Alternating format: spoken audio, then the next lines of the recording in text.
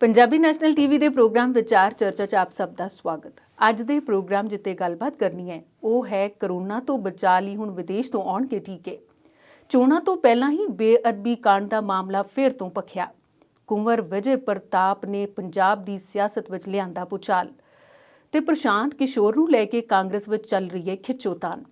ਇਸ ਤੋਂ ਇਲਾਵਾ ਕੁਝ ਹੋਰ ਮੁੱਦੇ ਵਿਚਾਰਾਂਗੇ ਆਪਣੇ ਮਾਹਿਰ ਮਹਿਮਾਨ ਦੇ ਨਾਲ ਤੇ ਸਾਡੇ ਨਾਲ ਸਟੂਡੀਓ 'ਚ ਮੌਜੂਦ ਨੇ ਅਵਤਾਰ ਸਿੰਘ ਸ਼ੇਰਗਿੱਲ ਜੀ। ਆਓ ਪਹਿਲਾਂ ਇਹਨਾਂ ਦਾ ਸਵਾਗਤ ਕਰਦੇ ਹਾਂ। ਅਵਤਾਰ ਸਿੰਘ ਸ਼ੇਰਗਿੱਲ ਜੀ, ਤੁਹਾਡਾ ਬਹੁਤ-ਬਹੁਤ ਸਵਾਗਤ। ਸ਼ੁਕਰੀਆ ਜੀ। ਤੇ ਅੱਜ ਦੇ ਮੁੱਦਿਆਂ ਤੇ ਚਰਚਾ ਕਰਨ ਤੋਂ ਪਹਿਲਾਂ ਜਿਹੜੀ ਗੱਲ ਮੇਰੇ ਮਨ ਵਿੱਚ ਆ ਰਹੀ ਹੈ ਨਾ ਇਸ ਵੇਲੇ, ਉਹ ਹੈ ਇੱਕ ਅਖਬਾਰ ਦੀ ਸੁਰਖੀ ਬਣਿਆ ਕਿ ਇੱਕ ਦਾਦੀ ਦਾ ਨਾਬਾਲਗ ਲੜਕੇ ਨੇ ਕਤਲ ਕਰ ਦਿੱਤਾ ਜੀ। ਇਹ ਸਮਾਜਿਕ ਤਾਣਾ ਬਾਣਾ ਇੰਨਾ ਕਿਉਂ ਉਲਝ ਗਿਆ ਸਾਡਾ? ਬਿਲਕੁਲ ਜੀ, ਜੋ ਕੁਝ ਦੇਖਦੇ ਆ ਉਹੀ ਕੁਝ ਸਮਾਜ ਦੇ ਵਿੱਚ ਆਪਾਂ ਨੂੰ ਸਾਹਮਣੇ ਆਉਂਦਾ ਜਾਂਦਾ ਆ ਜੀ। ਜਿਵੇਂ ਜੇ ਟੀਵੀ ਦੇ ਵਿੱਚ ਜਾਂ ਸਿਨੇਮਿਆਂ ਦੇ ਵਿੱਚ ਫਿਲਮਾਂ ਸੀਰੀਅਲ ਜਿਹੜੇ ਨਾਟਕ ਚੱਲਦੇ ਆ ਉਹ ਪਰੋਸਿਆ ਜਾਂਦਾ ਆ। ਉਹਨੂੰ ਜਿਹੜੇ ਆ ਛੋਟੀ ਉਮਰ ਦੇ ਜਿਹੜੇ ਬੱਚੇ ਆ ਜਾਂ ਨਾਬਾਲਗ ਜਿਹਨੂੰ ਆਪਾਂ ਕਹਿ ਦਿੰਦੇ ਆ ਉਹ ਉਸ ਤਰੀਕੇ ਨਾਲ ਗ੍ਰੈਬ ਨਹੀਂ ਕਰ ਸਕਦੇ ਜਿਹੜਾ ਕਿ ਉਹਦੇ ਵਿੱਚ ਇੱਕ ਮੈਸੇਜ ਹੁੰਦਾ ਜੀ। ਉਸ ਮੈਸੇਜ ਨੂੰ ਤਾਂ ਉਹੀ ਗ੍ਰੈਬ ਕਰੂਗਾ ਜਿਹੜਾ ਮੈਚਿਓਰ ਹੋਊਗਾ ਜਾਂ ਸਿਆਣਾ ਹੋਊਗਾ ਜਾਂ ਉਹਨੂੰ ਉਹ ਪੱਖ ਦਿਸਦਾ ਹੋਊਗਾ ਜੀ। ਹੁਣ ਜਿੱਥੇ ਤੱਕ ਤੁਸੀਂ ਗੱਲ ਕੀਤੀ ਦਾਦੀ ਦੇ ਕਤਲ ਵਾਲੀ, ਇਹ ਹੁਸ਼ਿਆਰਪੁਰ ਜ਼ਿਲ੍ਹੇ ਦੀ ਗੱਲ ਆ ਜਿੱਥੇ ਇੱਕ ਪੋਤੇ ਨੇ ਜਿਹਨੂੰ ਉਹ ਬਾਰ-ਬਾਰ ਪੜ੍ਹਨ ਵਾਸਤੇ ਟੋਕਦੀ ਰਹਿੰਦੀ ਸੀਗੀ ਜਾਂ ਉਹਨੂੰ ਪੜ੍ਹਨ ਲਈ ਕਹਿੰਦੀ ਰਹਿੰਦੀ ਸੀਗੀ ਤੇ ਕੁਦਰਤੀ ਆ ਜਿਹੜਾ ਦਾਦਾ ਦਾਦੀ ਜਿਹੜੇ ਆ ਮਾਂ-ਬਾਪ ਆ ਉਹ ਬੱਚਿਆਂ ਨੂੰ ਪੜ੍ਹਾਈ ਲਈ ਕਹਿੰਦੇ ਰਹਿੰਦੇ ਆ। ਉਹਦੇ ਤੋਂ ਖਿਜਿਆ ਸੀ ਬਹੁਤ ਉਹ ਜੀ ਔਰ ਉਹਨੇ ਮਨ ਬਣਾ ਲਿਆ ਸੀਗਾ ਕਿ ਹੁਣ ਮੈਂ ਦਾਦੀ ਨੂੰ ਛੱਡਣਾ ਨਹੀਂ ਤੇ ਇਹਦੇ ਲਈ ਵਿਉਂਤ ਘੜਨੀ ਸ਼ੁਰੂ ਕਰਤੀ ਸੀ ਤੇ ਉਹਨੂੰ ਸਮਝ ਨਹੀਂ ਸੀ ਆਉਂਦੀ ਵੀ ਕਿਵੇਂ ਮੈਂ ਇਹਨੂੰ ਅੰਜਾਮ ਦਊਂਗਾ। ਪਰ ਜਦੋਂ ਉਹਦੇ ਮਨ ਵਿੱਚ ਖਿਆਲ ਆਇਆ ਉਹ ਟੀਵੀ ਸੀਰੀਅਲ ਦਾ ਜਿਹਨੂੰ ਆਪਾਂ ਕ੍ਰਾਈਮ ਪੈਟਰੋਲ ਕਹਿ ਦਈਏ ਜਾਂ CID ਕਹਿ ਲਈਏ, ਉਹ ਦੇਖਦਾ ਹੁੰਦਾ ਸੀਗਾ। ਉਸ ਟੀਵੀ ਸੀਰੀਅਲ ਦੇ ਹਿਸਾਬ ਨਾਲ ਉਹਨੇ ਇਹੋ ਜਿਹੀ ਵਿਉਂਤ ਘੜੀ ਪਈ ਕਿਸੇ ਨੂੰ ਪਤਾ ਨਹੀਂ ਲੱਗਾ ਕਿ ਦਾਦੀ ਨੂੰ ਮਾਰ ਕੌਣ ਗਿਆ। ਇਹ ਤਾਂ ਪੁਲਿਸ ਦੀ ਮੁਸ਼ਤੈਦੀ ਜਾਂ ਉਹਦੇ ਤੇ ਕੋਈ ਸਖਤੀ ਕੀਤੀ ਕਰਕੇ ਉਹਨੇ ਫਿਰ ਉਗਲ ਦਿੱਤਾ ਸਾਰਾ। ਗੱਲ ਆਉਂਦੀ ਆ ਵੀ ਜਿਹੜੇ ਇਹੋ ਜਿਹੇ ਸੀਰੀਅਲ ਆ ਬਣਾਏ ਤਾਂ ਇਸ ਕਰਕੇ ਜਾਂਦੇ ਆ ਵੀ ਕ੍ਰਾਈਮ ਦੇ ਪੈਰ ਨਹੀਂ ਹੁੰਦੇ, ਸ਼ੋਅ ਕੀਤਾ ਜਾਂਦਾ ਕ੍ਰਾਈਮ ਚਾਹੇ ਕਿੰਨਾ ਵੀ ਗੁੱਝਾ ਹੋਵੇ, ਜਿੰਨਾ ਮਰਜ਼ੀ ਭੇਤ ਵਿੱਚ ਲੁਕਿਆ ਰਹੇ ਜੀ। ਜੇ ਪੁਲਿਸ ਚਾਹਵੇ ਤੇ ਉਹਨੂੰ ਅੰਜਾਮ ਤੱਕ ਪਹੁੰਚਾ ਦਿੰਦੀ ਹੈ ਔਰ ਕ੍ਰਾਈਮ ਕਰਨ ਵਾਲਾ ਬੰਦਾ ਜਿਹੜਾ ਅਖੀਰ 'ਚ ਅੜਿੱਕੇ ਆਈ ਜਾਂਦਾ ਉਹਦਾ ਪਰਦਾਫਾਸ਼ ਕਰ ਹੀ ਦਿੰਦੀ ਪੁਲਿਸ। ਇਹ ਤਾਂ ਹੋ ਗਿਆ ਮੈਚੁਰ ਬੰਦਿਆਂ ਲਈ। ਜਿਨ੍ਹਾਂ ਨੇ ਕ੍ਰਾਈਮ ਹੀ ਕਰਨਾ ਉਹਨੇ ਤਾਂ ਜਿਹੜੇ ਉਹਦੇ ਵਿੱਚ ਤਰੀਕੇ ਅਪਣਾਏ ਜਾਂਦੇ ਆ ਕ੍ਰਾਈਮ ਕਰਨ ਦੇ ਵੱਖ-ਵੱਖ ਜਿਹੜੇ ਕਦੇ ਸੋਚੇ ਵੀ ਨਹੀਂ ਹੋਣਗੇ, ਉਹ ਤਰੀਕੇ ਉਸ ਕ੍ਰਾਈਮ ਪੈਟਰੋਲ ਔਰ CID ਦੇ ਵਿੱਚ ਦੱਸੇ ਜਾਂਦੇ ਆ ਵੀ ਬੰਦਾ ਕਿੱਥੋਂ ਕਿਵੇਂ ਲੈ ਕੇ ਕੀ ਕੁਝ ਕਰ ਕੇ ਸਾਰਾ ਕੁਝ ਇੱਦਾਂ ਦਾ ਕ੍ਰਾਈਮ ਕਰ ਜਾਂਦਾ ਜਿਹਨੂੰ ਲੱਭਣ ਲਈ ਉਹ 1 ਘੰਟੇ ਦਾ ਐਪੀਸੋਡ ਪੂਰਾ ਕਰ ਦਿੰਦੇ ਪਏ 1 ਘੰਟੇ ਦੇ ਵਿੱਚ ਅਸੀਂ ਉਹ ਲੱਭ ਮਾਰਿਆ।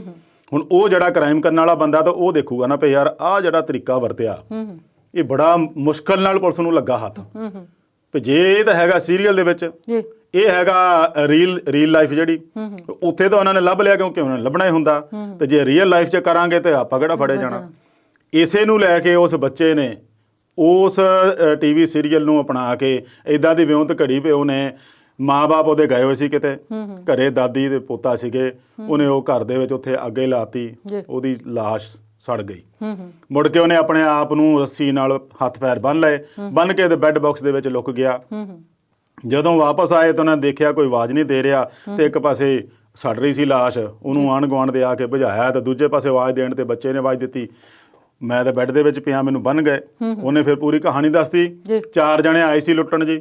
ਉਹਨਾਂ ਨੇ ਪਹਿਲਾਂ ਦਾਦੀ ਨੂੰ ਮਾਰਿਆ ਕੁੱਟਿਆ, ਉਹਨਾਂ ਨੂੰ ਮਾਰ ਦਿੱਤਾ, ਮੁੜ ਕੇ ਅੱਗ ਲਾ ਕੇ ਸਾੜਤਾ, ਮੈਨੂੰ ਐਂ ਬੰਨ੍ਹ ਦਿੱਤਾ। ਨਾਲ ਜਾਂਦੇ ਹੋਏ ਧਮਕੀ ਵੀ ਕਹਿੰਦਾ ਦੇ ਗਏ ਵੀ ਜੇ ਤੇਰੇ ਪਿਓ ਨੇ ਜੋ ਕੇਸ ਕੀਤੇ ਸਾਡੇ ਤੇ ਉਹ ਨਾ ਵਾਪਸ ਲਏ ਤਾਂ ਤੁਹਾਨੂੰ ਸਾਰਿਆਂ ਨੂੰ ਇੱਦਾਂ ਹੀ ਮਾਰਿਆ ਜਾਊਗਾ।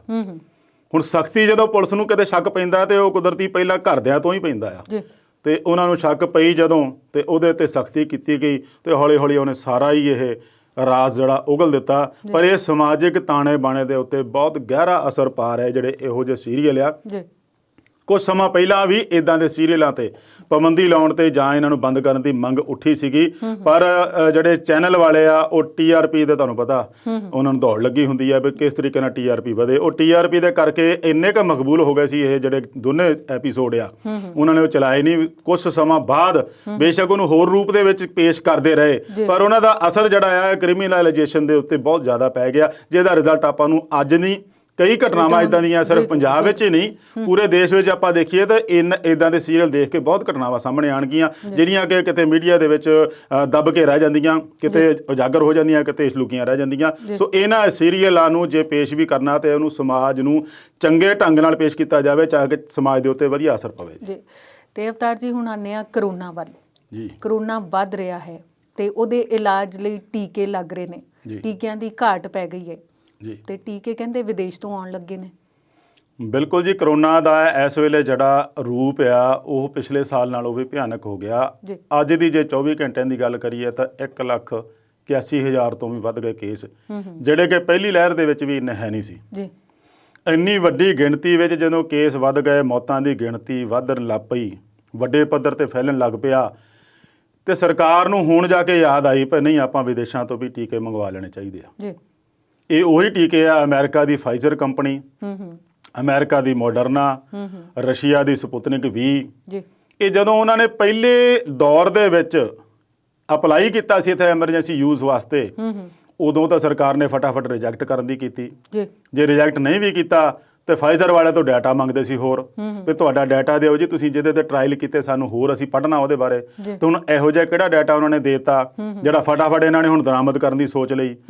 ਆਪਣੇ ਤੇ ਆਈ ਤੇ ਹੁਣ ਲੱਗਾ ਵੀ ਨਹੀਂ ਸਾਡੇ ਜਿਹੜੇ ਆ ਵੈਕਸੀਨ ਆ ਉਹ ਚਾਹੇ ਪ੍ਰੋਡਕਸ਼ਨ ਪੱਖੋਂ ਘੱਟ ਆ ਤੇ ਜਾਂ ਸਾਡੇ ਪੂਰਾ ਸਟਾਕ ਨਹੀਂ ਦੇ ਸਕਦੇ, ਜਾਂ ਉਹਨੂੰ ਫਟਾਫਟ ਆਪਾਂ ਦਾਨੀ ਬਣ ਕੇ ਵਿਦੇਸ਼ਾਂ ਨੂੰ ਤੋਰ ਦਿੱਤੇ ਆ। ਤੇ ਹੁਣ ਲੱਗਾ ਪਏ ਨਹੀਂ ਵਿਦੇਸ਼ੀ ਜਿਹੜੇ ਟੀਕੇ ਆ ਉਹ ਵੀ ਆਉਣੇ ਚਾਹੀਦੇ ਆ। ਇਹ ਵੀ ਇੱਕ ਬਿਨਾਂ ਪਲੈਨਿੰਗ ਦੀ ਗੱਲ ਹੁੰਦੀ ਸਰਕਾਰ ਦੀ। ਜੇ ਵਿਦੇਸ਼ੀ ਵਾਲੇ ਟੀਕੇ ਉਦੋਂ ਮਨਜ਼ੂਰੀ ਦਿੱਤੀ ਹੁੰਦੀ ਉਹਦੇ ਨਾਲ ਦੇਸ਼ ਵਾਲੇ ਵੀ ਚੱਲ ਜਾਂਦੇ ਤੇ ਕੋਈ ਫਰਕ ਨਹੀਂ ਸੀ ਪੈਣਾ, ਮਨੁੱਖਤਾ ਦਾ ਭਲਾ ਹੀ ਹੋਣਾ ਸੀ। ਜਿਹੜਾ ਹੁਣ ਐਡੇ ਵੱਡੀ ਗਿਣਤੀ 'ਚ ਕੇਸ ਹੋ ਰਹੇ ਆ, ਲਾਸ਼ਾਂ ਦੇ ਢੇਰ ਲੱਗ ਰਹੇ ਆ ਆਪਣੇ ਪੰਜਾਬ ਵਿੱਚ, ਫਿਰ ਵੀ ਚਲੋ ਪ੍ਰਮਾਤਮਾ ਦੀ ਕਿਰਪਾ ਕਹਿ ਲਈਏ, ਜਾਂ ਆਲੇ ਦੁਆਲੇ ਦੇ ਸਟੇਟਾਂ ਦੇ ਵਿੱਚ, ਗੁਜਰਾਤ ਵਿੱਚ, ਮਹਾਰਾਸ਼ਟਰ ਦੇ ਵਿੱਚ, ਮੱਧ ਪ੍ਰਦੇਸ਼ ਦੇ ਵਿੱਚ, ਛੱਤੀਸਗੜ੍ਹ ਦੇ ਵਿੱਚ ਤਾਂ ਇੰਨਾ ਕੁ ਬੁਰਾ ਹਾਲ ਆ ਬਈ ਉੱਥੇ ਹਸਪੀਟਲਾਂ ਦੇ ਬਾਹਰ ਕਿਲੋਮੀਟਰ ਲੰਬੀਆਂ ਐਂਬੂਲੈਂਸਾਂ ਦੀ ਲਾਈਨਾਂ ਲੱਗੀਆਂ ਆ ਵੈਸੇ ਮੈਂ ਮਰੀਜ਼ਾਂ ਨੂੰ ਲਿਜਾਣ ਲਈ। ਜੀ। ਤੇ ਮੈਂ ਵੀ ਸੁਣਿਆ ਕਿ ਸ਼ਮਸ਼ਾਨ ਘਾਟ ਦੀ ਚਿਮਨੀਆਂ ਵੀ ਪਿਘਲਣ ਲੱਗ ਪਈਆਂ ਨੇ। ਬਿਲਕੁਲ। ਸਾਰਾ ਦਿਨ ਜਦੋਂ ਉਹ ਸੰਸਕਾਰ ਕਰਨ ਵਾਲੀਆਂ ਭੱਠੀਆਂ ਜਦੋਂ ਤਪਦੀਆਂ, ਉਹਦੀ ਡਿਗਰੀ ਬਹੁਤ ਜ਼ਿਆਦਾ ਗਰਮੈਸ਼ ਵਾਲੀਆਂ ਹੁੰਦੀਆਂ। ਉੱਥੇ ਦਾ ਕਿਤੇ ਇੱਕ ਦੂਏ ਤੀਏ ਦਿਨ ਸੰਸਕਾਰ ਹੁੰਦਾ ਹੋਊਗਾ ਜਦੋਂ ਰੂਟੀਨ 'ਚ ਹੁੰਦਾ, ਤੇ ਹੁਣ ਤਾਂ ਉੱਥੇ 24 ਘੰਟੇ ਉਹ ਤਪਦੀਆਂ। ਉਹ ਤਪਣ ਕਰਕੇ ਜਿਹੜੀਆਂ ਉਹ ਭੱਠੀਆਂ ਆ ਸੰਸਕਾਰ ਕਰਨ ਵਾਲੀਆਂ, ਉਹਦਾ ਵੀ ਲੋਹਾ ਪਿਘਲਣ ਲੱਗ ਪਿਆ। ਤਾਂ ਆਸ ਕਰਦੇ ਆ ਸਰਕਾਰ ਦੇ ਵਿੱਚ ਜਿਹੜੇ ਜ਼ਿੰਮੇਵਾਰ ਬੈਠੇ ਬੰਦੇ ਉਹਨਾਂ ਦਾ ਦਿਲ ਵੀ ਕਿਤੇ ਪਿਘਲੇ। ਤੇ ਇਹ ਲੇਟ ਪਿਘਲਿਆ ਜਿਹੜਾ ਇਹ ਫੈਸਲਾ ਲਿਆ, ਇਹ ਬਹੁਤ ਪਹਿਲਾਂ ਲੈਣਾ ਚਾਹੀਦਾ ਸੀਗਾ। ਦੇਖੋ ਫਾਈਜ਼ਰ ਨੇ ਦਸੰਬਰ ਦੇ ਵਿੱਚ ਹੀ ਇਹਨਾਂ ਕੋਲ ਕੀਤਾ ਸੀਗਾ ਵੀ ਅਸੀਂ ਐਮਰਜੈਂਸੀ ਯੂਜ਼ ਵਾਸਤੇ ਲੈਣੀ ਆ। ਇੰਗਲੈਂਡ ਨੇ ਪਾਸ ਕਰਤਾ। ਇਹਨਾਂ ਨੂੰ ਇਹ ਹੋ ਗਿਆ ਪਰ ਨਹੀਂ ਅਸੀਂ ਵਿਦੇਸ਼ੀ ਲਵਾਂਗੇ ਤਾਂ ਸਾਡਾ ਕੀ ਬਣੂਗਾ, ਸਾਡੇ ਦੇਸ਼ ਵਾਲੀ ਜਿਹੜੀ ਵੈਕਸੀਨ ਬਣਾ ਰਹੇ ਆ। ਮਤਲਬ ਨੰਬਰਾਂ ਦੀ ਦੌੜ ਦੇ ਵਿੱਚ ਆਹ ਹਾਲ ਕਰ ਦਿੱਤਾ ਦੇਸ਼ ਦਾ ਵੀ ਇਸ ਵੇਲੇ ਜਿਹੜੇ ਉਹ 2 ਲੱਖ ਦੇ ਕਰੀਬ ਕਰੋਨਾ ਮਾਮਲਿਆਂ ਦੀ ਗਿਣਤੀ ਆ ਰਹੀ ਆ, ਜਿੱਥੇ ਕਿ ਕਦੀ ਅਮਰੀਕਾ ਦੀ ਹੁੰਦੀ ਸੀਗੀ। ਉਹ ਹੁਣ ਸੁਧਾਰ ਹੋ ਰਿਹਾ ਬਹੁਤ ਉੱਥੇ। ਉਹ ਫਾਈਜ਼ਰ ਜਿਹੜੀ ਆ ਟੀਕਾ, ਉਹਦਾ ਬਾਅਦ ਦੇ ਵਿੱਚ ਦੁਬਾਰਾ ਟਰਾਇਲ ਕੀਤਾ ਤਾਂ ਫਿਰ ਇਹ ਨਤੀਜਾ ਨਿਕਲਿਆ ਵੀ ਉਹਦਾ ਇੱਕ ਜਿਹੜਾ ਟੀਕਾ ਲੈਣ ਦਾ ਬਹੁਤ ਆ, ਇੱਕ ਸ਼ਾਟ ਹੀ ਬਹੁਤ ਆ, ਦੂਜੇ ਲੈਣ ਦੀ ਲੋੜ ਹੀ ਨਹੀਂ ਪੈਣੀ। ਤੇ ਉਹਨਾਂ ਦਾ ਜਿਹੜੇ ਪਰਸੈਂਟੇਜ ਆ ਉਹ ਵੀ 90 ਤੋਂ ਉੱਪਰ ਆ।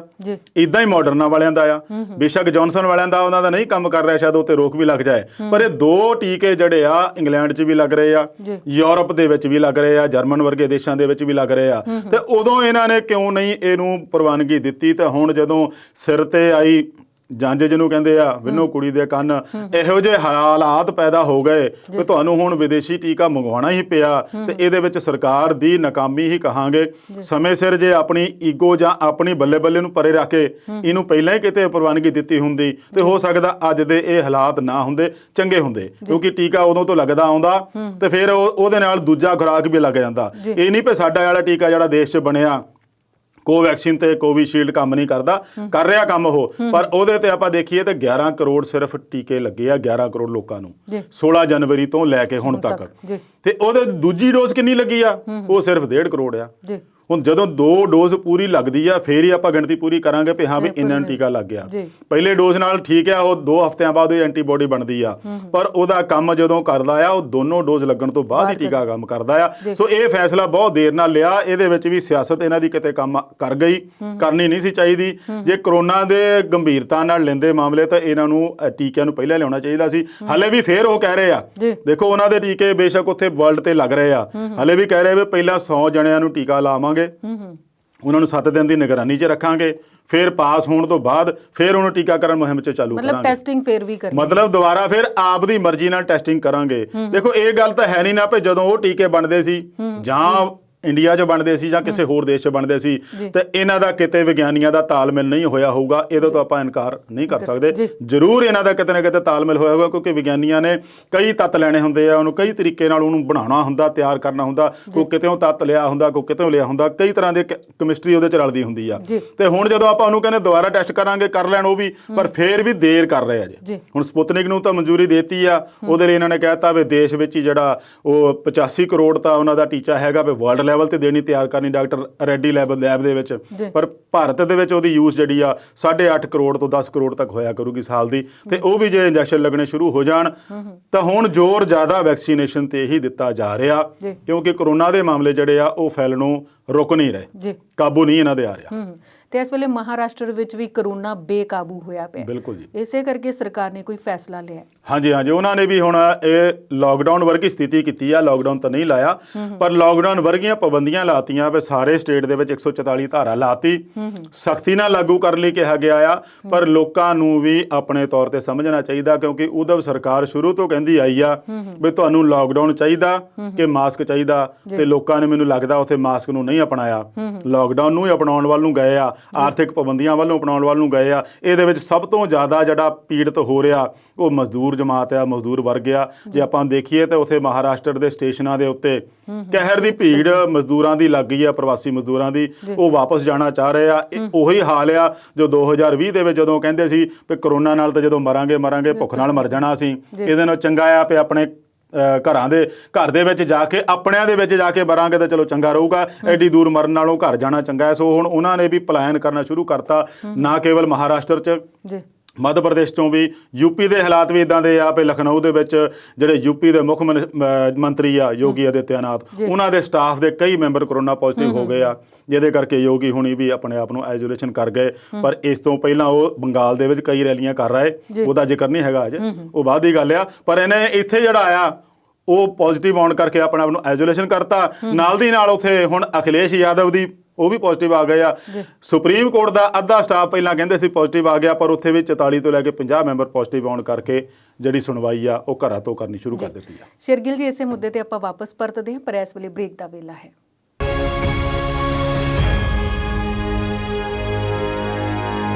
ਬ੍ਰੇਕ ਤੋਂ ਬਾਅਦ ਇੱਕ ਵਾਰ ਫੇਰ ਤੋਂ ਦਰਸ਼ਕਾਂ ਦਾ ਸਵਾਗਤ ਕਰਦੇ ਹਾਂ। ਤੇ ਅਵਤਾਰ ਜੀ, ਬ੍ਰੇਕ ਤੇ ਜਾਣ ਤੋਂ ਪਹਿਲਾਂ ਕਰੋਨਾ ਤੇ ਹੀ ਗੱਲ ਕਰ ਰਹੇ ਸੀ, ਉੱਤੇ ਜਾਰੀ ਰੱਖਦੇ ਹਾਂ ਆਪਣੀ ਗੱਲਬਾਤ। ਵੀ ਕਰੋਨਾ ਫੈਲ ਰਿਹਾ ਹੈ, ਸਾਰਿਆਂ ਨੂੰ ਪਤਾ ਹੈ, ਦੂਰੀ ਕੋਈ ਨਹੀਂ ਹੈਗੀ, ਮਾਸਕ ਬੜਾ ਜ਼ਰੂਰੀ ਹੈ, ਇਹ ਵੀ ਪਤਾ ਹੈ, ਪਰ ਕੁੰਭ ਦੇ ਵਿੱਚ ਜਿਹੜੀ ਭੀੜ ਹੈ, ਕਿਆ ਉੱਥੇ ਕਰੋਨਾ ਨਹੀਂ ਹੈ? ਬਿਲਕੁਲ ਜੀ, ਜੇ ਸਮਝਿਆ ਜਾਵੇ ਤਾਂ ਆਮ ਲੋਕਾਂ ਲਈ ਹਰ ਥਾਂ ਤੇ ਕਰੋਨਾ ਹੈ, ਜੇ ਉਹ ਮੰਨਣ, ਜੇ ਇਸ ਗੱਲ ਨੂੰ ਗੰਭੀਰਤਾ ਨਾਲ ਲੈਣ।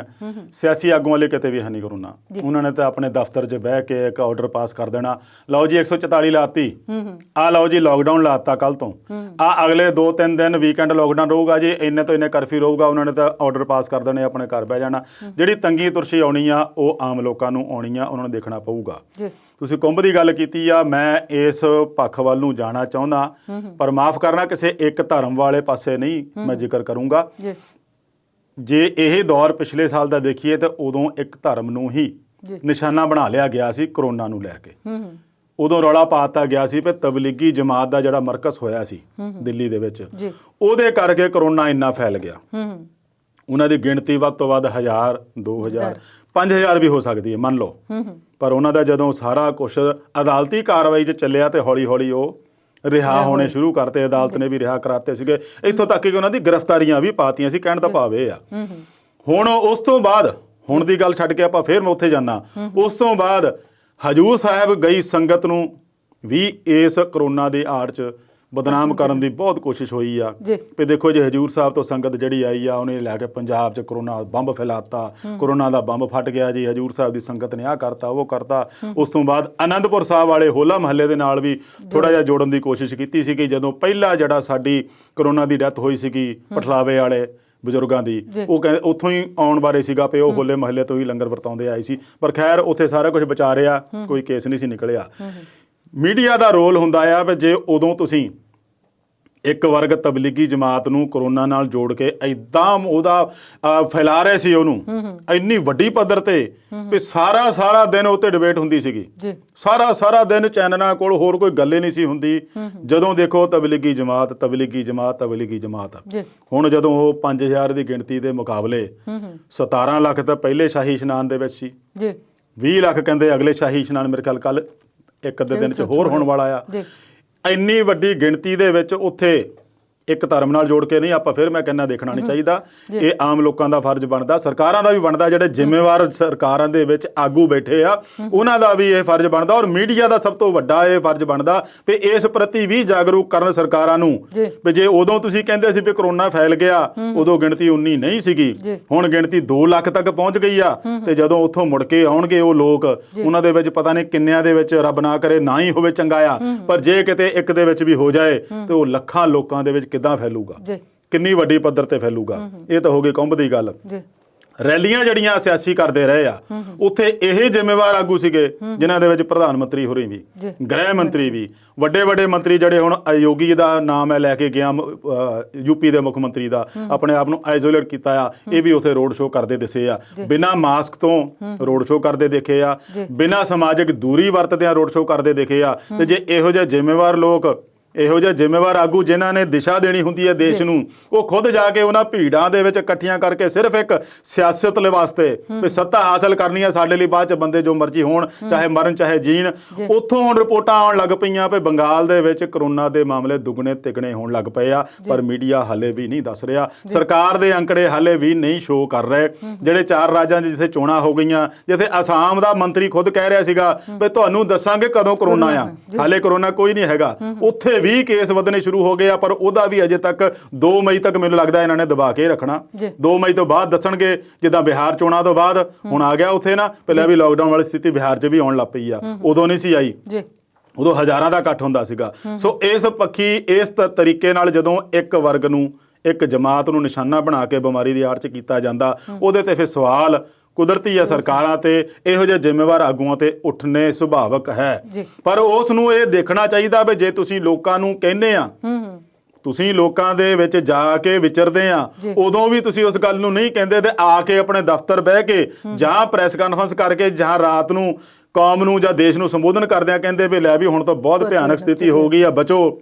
ਤੇ ਫਿਰ ਉਹਨਾਂ ਦੇ ਵਿੱਚ ਵੀ ਕੋਈ ਸਵਾਲ ਕਰਨ ਵਾਲਾ ਹੋਣਾ ਚਾਹੀਦਾ ਵੀ ਉੱਥੇ ਕਿਉਂ ਨਹੀਂ ਬਚਿਆ ਗਿਆ, ਉਹਨਾਂ ਦੇ ਵਿੱਚ ਕੀ ਸੀਗਾ ਜਿਹੜਾ ਤੁਸੀਂ ਉੱਥੋਂ ਉਹਨਾਂ ਦੇ ਵੋਟਾਂ ਖਾਤਰ ਉਹਨਾਂ ਨੂੰ ਇਕੱਠ ਕਰ ਲਿਆ, ਮੁੜ ਕੇ ਆ ਕੇ ਕਹਿੰਦੇ ਬਚੋ। ਇਹ ਜ਼ਿੰਮੇਵਾਰੀ ਇਹ ਸਾਰੇ ਵੱਡੇ ਆਗੂਆਂ ਦੀ ਬਣਦੀ ਆ, ਪਰ ਜੇ ਇਹਨਾਂ ਦੇ ਨਹੀਂ ਸਮਝਦੇ, ਇਹਨਾਂ ਨੇ ਨਹੀਂ ਸਮਝਣੀ, ਹੁਣ ਜੋ ਇਹਨਾਂ ਨੇ ਕਰਨਾ ਕਰਤਾ, ਅਗਲੀ ਜ਼ਿੰਮੇਵਾਰੀ ਜ਼ਰੂਰ ਲੋਕਾਂ ਦੀ ਬਣਦੀ ਆ ਵੀ ਇਹ ਜਿਹੜਾ ਭਿਆਨਕ ਰੂਪ ਧਾਰ ਰਿਹਾ, ਇਹ ਤੋਂ ਜਿੰਨਾ ਬਚ ਸਕਦਾ ਹੋਵੇ ਬਚਣਾ ਚਾਹੀਦਾ ਆ, ਕਿਉਂਕਿ ਇਹ ਕਿਸੇ ਨੂੰ ਨਹੀਂ ਦੇਖਦਾ, ਚਾਹੇ ਗਰੀਬ ਆ, ਚਾਹੇ ਅਮੀਰ ਆ, ਚਾਹੇ ਛੋਟਾ ਆ, ਚਾਹੇ ਵੱਡਾ ਆ। ਇਹ ਇਹੋ ਜਿਹੀ ਬਿਮਾਰੀ ਆ ਜਿਹਨੂੰ WHO ਵੀ ਹੁਣ ਕਹਿਣ ਲੱਗ ਪਿਆ ਵੀ ਭੁੱਲ ਜਾਓ ਵੀ ਜੇ ਤੁਸੀਂ ਕਹਿੰਦੇ ਵੈਕਸੀਨੇਸ਼ਨ ਡਰਾਈਵ ਬਹੁਤ ਵੱਡੀ ਪੱਧਰ ਤੇ ਸਫਲਤਾ ਨਾਲ ਚਲਾ ਰਹੇ ਆ, ਫਿਰ ਵੀ ਅਜੇ ਇਹਦਾ ਜਿਹੜਾ ਮੁਕਾਮ ਬਹੁਤ ਦੂਰ ਆ। ਜੀ।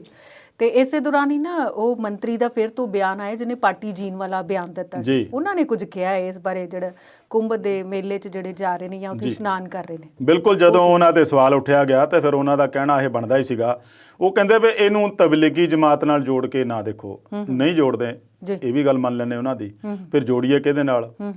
ਆਮ ਇਕੱਠਾਂ ਤੇ ਪਾਬੰਦੀ ਤੁਸੀਂ ਲਾਈ, 144 ਦਾ ਮਤਲਬ ਹੁੰਦਾ 5 ਤੋਂ ਵੱਧ ਬੰਦੇ ਇਕੱਠੇ ਨਹੀਂ ਹੋਣੇ, ਆਮ ਇਕੱਠਾਂ ਤੇ ਪਾਬੰਦੀ ਲਾਉਂਦੇ ਆ। ਹੋ ਸਕਦਾ ਕੁੰਭ ਮੇਲਾ ਖਤਮ ਹੋਣ ਤੋਂ ਬਾਅਦ ਉੱਥੇ ਵੀ ਪਾਬੰਦੀ ਲਾਤੀ ਜਾਊਗੀ ਇਹਨਾਂ ਦੀ, ਕਿਉਂਕਿ ਹੁਣ ਉਹ ਕਹਿ ਰਹੇ ਵੀ ਆਸਥਾ ਦਾ ਸਵਾਲ ਆ, ਤੇ ਬਾਕੀ ਧਰਮਾਂ ਦੇ ਆਸਥਾ ਦਾ ਸਵਾਲ ਨਹੀਂ ਬਣਦਾ। ਸਾਰੇ ਧਰਮ ਇੱਕੋ ਜਿਹੇ ਆ, ਜਿਹੜਾ ਭਾਰਤ ਵਰਸ਼ ਆ ਇੱਥੇ ਪਤਾ ਨਹੀਂ ਕਿੰਨੇ ਕੁ ਧਰਮ ਆ, ਬਹੁਤ ਜ਼ਿਆਦਾ ਗਿਣਤੀ ਜੇ ਧਰਮ ਆ ਔਰ ਸਾਰੇ ਆਪੋ ਆਪਣੇ ਧਰਮ ਦੇ ਵਿੱਚ ਸਹੀ ਆ, ਕੋਈ ਕਿਤੇ ਇੱਕ ਦੂਜੇ ਦਾ ਸਤਿਕਾਰ ਵੀ ਕਰਦਾ ਆ। ਸਾਰੇ ਧਰਮਾਂ ਦੇ ਲੋਕ ਦੂਜੇ ਧਰਮਾਂ ਦਾ ਆਪਣੇ ਧਰਮ ਨਾਲੋਂ ਵੱਧ ਸਤਿਕਾਰ ਕਰਦੇ ਆ। ਤੇ ਜੇ ਤੁਸੀਂ ਆਪਦੇ ਕਹਿੰਦੇ ਪਏ ਇਹ ਆਸਥਾ ਦਾ ਸਵਾਲ ਆ, ਤੇ ਫਿਰ ਬਾਕੀਆਂ ਦੇ ਆਸਥਾ ਦਾ ਸਵਾਲ ਨਹੀਂ ਬਣਦਾ। ਹੁਣ ਤੁਹਾਡੇ ਵਰਗੇ ਤਾਂ ਇੱਥੋਂ ਤੱਕ ਕਹਿ ਦਿੰਦੇ ਪਏ ਆਹ ਚੀਜ਼ ਨਹੀਂ ਪਾਉਣੀ ਚਾਹੀਦੀ, ਆਹ ਕੁੜੀਆਂ ਨੂੰ ਆਹ ਚੀਜ਼ ਨਹੀਂ ਪਾਉਣੀ ਚਾਹੀਦੀ, ਆਹ ਬੰਦਿਆਂ ਦੇ ਆਹ ਕੰਮ ਨਹੀਂ ਕਰਨੇ ਚਾਹੀਦੇ, ਜਾਂ ਫਲਾਣੇ ਤੁਸੀਂ ਬੱਚੇ ਘੱਟ ਪੈਦਾ ਕਰਦੇ। ਤੇ ਇਹੀ ਸੀਐਮ ਸੀ ਜਿਹਨੇ ਕਿਹਾ ਸੀਗਾ ਵੀ ਜੇ ਤੁਸੀਂ ਵੱਧ ਪੈਦਾ ਕਰਦੇ ਤੁਹਾਨੂੰ ਜਿਹੜਾ ਰਾਸ਼ਨ ਵੱਧ ਮਿਲਣਾ ਸੀਗਾ। ਤੇ ਉਹੀ ਬੰਦਾ ਅੱਜ ਕਹਿ ਰਿਹਾ ਵੀ ਨਹੀਂ ਜੇ ਆਸਥਾ ਦਾ ਸਵਾਲ ਆ, ਇਹਨੂੰ ਕਰੋਨਾ ਨਾਲ ਜੋੜ ਕੇ ਨਹੀਂ ਦੇਖਣਾ ਚਾਹੀਦਾ। ਤੇ ਭਾਈ ਸਾਹਿਬ ਉਹਦੇ ਅੰਕੜੇ ਵੀ ਦੇ ਦਿਓ ਉੱਥੋਂ ਦੇ ਕਿੰਨੇ ਕਿਹਾ।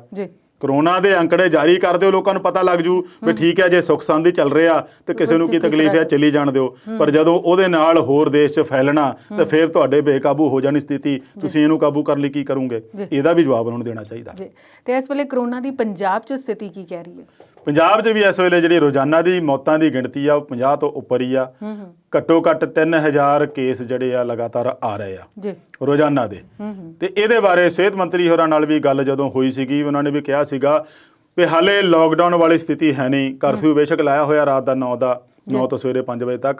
ਤੇ ਉਹਨਾਂ ਨੂੰ ਪ੍ਰਧਾਨ ਮੰਤਰੀ ਹੋਰਾਂ ਨੇ ਵੀ ਜਦੋਂ ਮੀਟਿੰਗ ਕੀਤੀ ਸੀ ਤਾਂ ਕਿਹਾ ਸੀਗਾ ਵੀ ਇਹਨੂੰ ਕਰੋਨਾ ਕਰਫਿਊ ਨਾ ਦਿਓ ਤਾਂ ਕਿ ਲੋਕ ਇਹ ਸਮਝਣ ਵੀ ਕਰੋਨਾ ਕਾਲ ਦੇ ਵਿੱਚ ਹੀ ਰਹਿ ਰਹੇ ਆ। ਤੇ ਇਹਨਾਂ ਦੇ ਸਿਹਤ ਮੰਤਰੀ ਕਹਿ ਰਹੇ ਸੀ, ਆਪਾਂ ਪਿਛਲੇ ਐਪੀਸੋਡ 'ਚ ਵੀ ਕੀਤਾ ਸੀਗਾ ਵੀ ਸਿਹਤ ਮੰਤਰੀ ਕਹਿ ਰਹੇ ਆ ਵੀ ਕਰਫਿਊ ਨਾਲ ਕੋਈ ਗੱਲ ਨਹੀਂ ਬਣਨੀ, ਵੀ ਇਹਦੇ ਲਈ ਸਖਤੀ ਵਰਤਣੀ ਚਾਹੀਦੀ ਆ। ਸਖਤੀ ਆਪਾਂ ਹੀ ਵਰਤੀ ਜਾਵੇ ਚੰਗਾ ਆ ਸਰਕਾਰ ਤੋਂ ਕਰਾਉਣ ਨਾਲੋਂ, ਕਿਉਂਕਿ ਜਿਹੜੇ ਆਰਥਿਕ ਪਾਬੰਦੀਆਂ ਦਾ ਜਿਹੜਾ ਮਾੜਾ ਅਸਰ ਪੈਂਦਾ ਆ ਉਹ ਆਪਾਂ ਸਾਰਾ ਸਾਲ ਭੁਗਤਦੇ ਆਏ ਆ।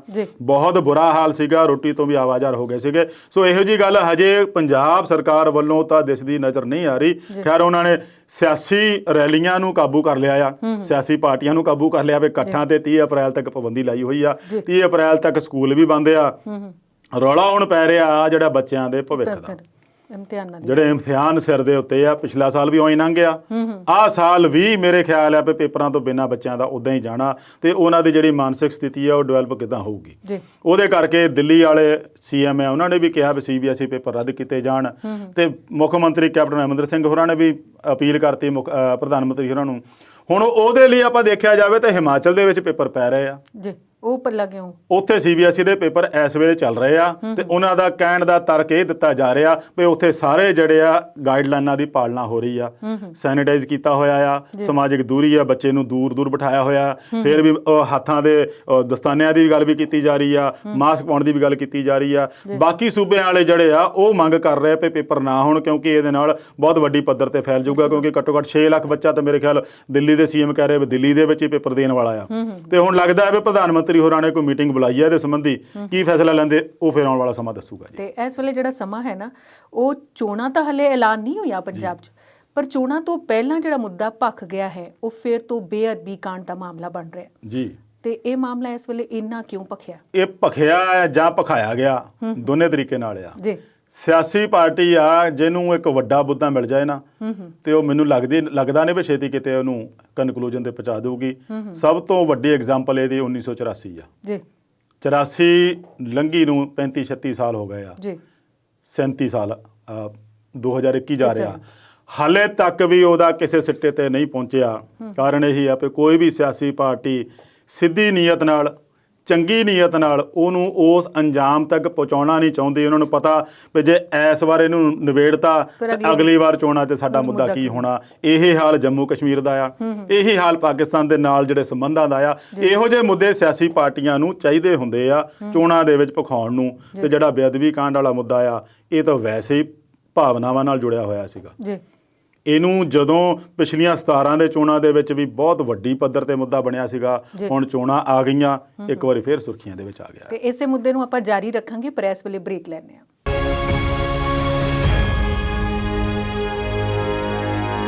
ਬ੍ਰੇਕ ਤੋਂ ਬਾਅਦ ਵਿਚਾਰ ਚਰਚਾ ਪ੍ਰੋਗਰਾਮ 'ਚ ਫਿਰ ਤੋਂ ਸਵਾਗਤ। ਤੇ ਅਵਤਾਰ ਜੀ, ਬ੍ਰੇਕ ਤੇ ਜਾਣ ਤੋਂ ਪਹਿਲਾਂ ਜਿਹੜਾ ਮੁੱਦਾ ਆਪਾਂ ਸ਼ੁਰੂ ਕੀਤਾ ਸੀ ਨਾ, ਉਹਨੂੰ ਜਾਰੀ ਰੱਖਦੇ ਹਾਂ। ਬਿਲਕੁਲ, ਇਹ ਬੇਅਦਬੀ ਕਾਂਡ ਤੋਂ ਬਾਅਦ ਵਾਪਰੀਆਂ ਘਟਨਾਵਾਂ, ਜਿਹਦੇ ਵਿੱਚ ਕੋਟਕਪੂਰਾ ਗੋਲੀ ਕਾਂਡ ਆ, ਬਹਿਬਲ ਕਲਾਂ ਗੋਲੀ ਕਾਂਡ ਆ, ਇਹ 2015 ਦੀਆਂ ਘਟਨਾਵਾਂ ਆ। 6-7 ਸਾਲ ਹੋ ਚੱਲੇ ਆ ਜੀ, ਜਿਹਦਾ ਕਿ ਹੁਣ ਇਨਸਾਫ ਮਿਲਣ ਦੀ ਥੋੜ੍ਹੀ ਜਿਹੀ ਆਸ ਪੈਦਾ ਹੋਈ ਸੀਗੀ ਵੀ ਹੋ ਸਕਦਾ ਕੈਪਟਨ ਸਾਹਿਬ ਦੀ ਸਰਕਾਰ ਜਿਹੜੀ ਆ ਜਾਂਦੇ ਜਾਂਦੇ ਇਹਦੇ 'ਚ ਸਿੱਖਾਂ ਨੂੰ, ਸਿੱਖ ਭਾਈਚਾਰੇ ਨੂੰ ਇਨਸਾਫ ਦੇ ਦੇਵੇ।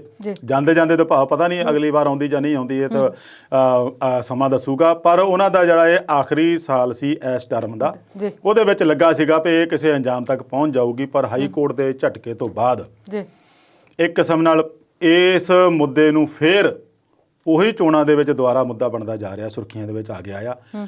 ਹਾਈ ਕੋਰਟ ਦਾ ਜਿਹੜਾ ਰੱਦ ਕਰਨ ਦਾ ਤਰਕ ਵੀ ਜਾਇਜ਼ ਸੀਗਾ, ਕਿਉਂਕਿ ਇਸ ਮਾਮਲੇ ਦੇ ਵਿੱਚ 2 FIR ਹੋ ਗਈਆਂ ਸੀ।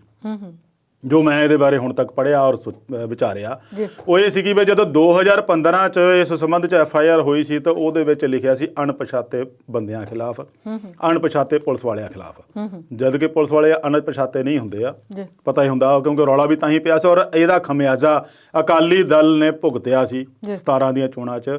ਉਹ ਇਹ ਮੁੱਦਾ ਉਹਨੂੰ ਲੈ ਬੈਠਾ ਸੀ ਔਰ ਉਹ ਮੰਨਦੇ ਵੀ ਆ ਕਿ ਸਾਡਾ ਨੁਕਸਾਨ ਹੋਇਆ ਸੀ ਇਸ ਗੱਲ ਨੂੰ ਲੈ ਕੇ। ਪਰ ਉਸ ਤੋਂ ਬਾਅਦ ਜਦੋਂ ਕੈਪਟਨ ਸਰਕਾਰ ਆਈ ਤਾਂ ਉਹਨਾਂ ਨੇ 1 ਮੈਂਬਰੀ ਕਮਿਸ਼ਨ ਬਣਾਇਆ ਸੀ, ਰਣਜੀਤ ਸਿੰਘ ਕਮਿਸ਼ਨ, ਜਿਹਦੇ 'ਚ ਉਹਨਾਂ ਨੇ ਤਫਸੀਲ ਕਰਕੇ ਸਾਰੀ ਰਿਪੋਰਟ ਜਿਹੜੀ ਪੇਸ਼ ਕੀਤੀ ਆ ਔਰ ਉਸ ਰਿਪੋਰਟ ਦੇ ਆਧਾਰ ਤੇ ਜਿਹੜੀ ਇਹ ਮੈਨੂੰ ਲੱਗਦਾ ਆ ਵੀ ਜੋ ਲੀਗਲ ਪੁਆਇੰਟ ਆਫ ਵਿਊ ਨੂੰ ਦੇਖੀਏ ਇਹ ਗਲਤੀ ਕਰ ਬੈਠੇ ਸੀ ਵੀ 2018 ਦੇ ਵਿੱਚ ਇੱਕ FIR ਹੋਰ ਦਰਜ ਕਰ ਲਈ ਸੀ। ਉਹਦੇ 'ਚ ਕੀ ਦਰਜ ਕਰਵਾਇਆ? ਉਹ ਦਰਜ ਕਰਕੇ ਉਹਨਾਂ ਦੇ ਵਿੱਚ ਇਹਨਾਂ ਦੇ ਨਾਂ ਪਾਤੇ ਸੀਗੇ ਸੁਮੇਧ ਸੈਣੀ ਹੋਣੀ, ਪਰਮਰਾਜ ਉਮਰਾ ਨੰਗਲ, ਚਰਨਜੀਤ ਸ਼ਰਮਾ SSP ਸਾਬਕਾ ਤੇ 3-4 ਜਿਹੜੇ SHO ਜਿਹੜੇ ਉਹਨੂੰ ਪੰਧੇਰ ਆ ਤੇ ਇੱਕ ਹੋਰ ਰਿਸ਼ਪਾਲ ਸਿੰਘ ਆ, ਜਿਨ੍ਹਾਂ ਨੇ ਹਾਈ ਕੋਰਟ 'ਚ ਇਹਨੂੰ ਚੁਣੌਤੀ ਦਿੱਤੀ ਆ।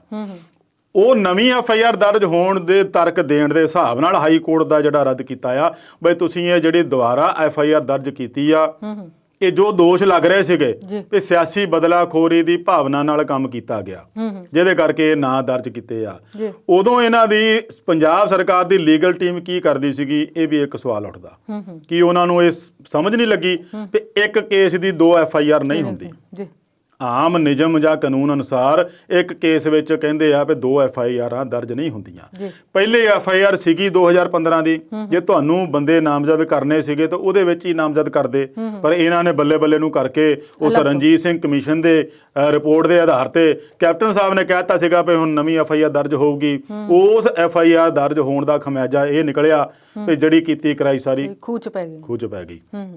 ਕੁੰਵਰ ਵਿਜੇ ਪ੍ਰਤਾਪ ਹੁਣਾਂ ਨੇ SIT ਜਿਹੜੀ ਉਸ ਤੋਂ ਬਾਅਦ ਗਠਿਤ ਹੋਈ, ਜਾਂਚ ਕੀਤੀ। ਉਸ ਜਾਂਚ ਦਾ ਘੇਰਾ ਇੱਥੋਂ ਤੱਕ ਚੱਲ ਗਿਆ ਕਿ ਕੁੰਵਰ ਵਿਜੇ ਪ੍ਰਤਾਪ ਨੇ ਇੱਕ ਵਾਰੀ ਖੁਦ ਸੁਖਬੀਰ ਬਾਦਲ ਹੁਣਾਂ ਤੋਂ ਪੁੱਛਗਿੱਛ ਕੀਤੀ। ਬਾਦਲ ਸਾਹਿਬ ਦੇ ਦਰ ਤੱਕ ਵੀ ਪਹੁੰਚ ਗਈ ਸੀ ਟੀਮ SIT ਇਹ। ਉਸ ਤੋਂ ਬਾਅਦ ਜਿਹੜਾ ਕਿ ਟੌਪ ਕੌਪ ਜਿਹਨੂੰ ਕਹਿੰਦੇ ਆ, ਬਹੁਤ ਵੱਡੇ ਪੱਧਰ ਦਾ ਅਧਿਕਾਰੀ ਸੁਮੇਧ ਸੈਣੀ ਨੂੰ ਜੇ ਹੱਥ ਪਾਇਆ ਤਾਂ ਉਹ ਕੁੰਵਰ ਵਿਜੇ ਪ੍ਰਤਾਪ ਨੇ ਪਾਇਆ। ਪਰਮਰਾਜ ਉਮਰਾ ਨੰਗਲ ਨੂੰ ਜੇ ਹੱਥ ਪਾਇਆ ਕੁੰਵਰ ਵਿਜੇ ਪ੍ਰਤਾਪ ਨੂੰ ਪਾਇਆ। ਇਹ ਵੀ ਇਹਨਾਂ ਦਾ ਪਲੱਸ ਪੁਆਇੰਟ ਆ। ਕਾਂਗਰਸ ਵਾਲੇ ਤਾਂ ਹੀ ਦਮ ਗੱਜੇ ਮਾਰਦੇ ਆ ਤੇ ਅਕਾਲੀ ਦਲ ਵਾਲੇ ਇਹਨਾਂ ਨੂੰ ਛੂਹ ਨਹੀਂ ਸਕੇ, ਜਦ ਕਿ ਇਹਨਾਂ ਦਾ ਉਦੋਂ ਰਾਜ ਸੀਗਾ, DGP ਸੁਮੇਧ ਸੈਣੀ ਸੀਗੇ, ਪਰਮਰਾਜ ਉਮਰਾ ਨੰਗਲ ਪੁਲਿਸ ਕਮਿਸ਼ਨਰ ਸੀਗੇ। ਇਹਨਾਂ ਦੇ ਵਿੱਚ ਹੀ ਗੋਲੀ ਚੱਲੀ ਆ। ਹੁਣ ਗੱਲ ਉੱਥੇ ਆਉਂਦੀ ਹੈ ਵੀ ਗੋਲੀ ਇਹਨਾਂ ਨੇ ਚਲਾਈ ਤੇ ਆਰਡਰ ਕਿੱਥੋਂ ਆਇਆ? ਉਹ ਆਰਡਰ ਵੱਲ ਨੂੰ ਤੁਰੇ ਹੋ ਸੀਗੇ।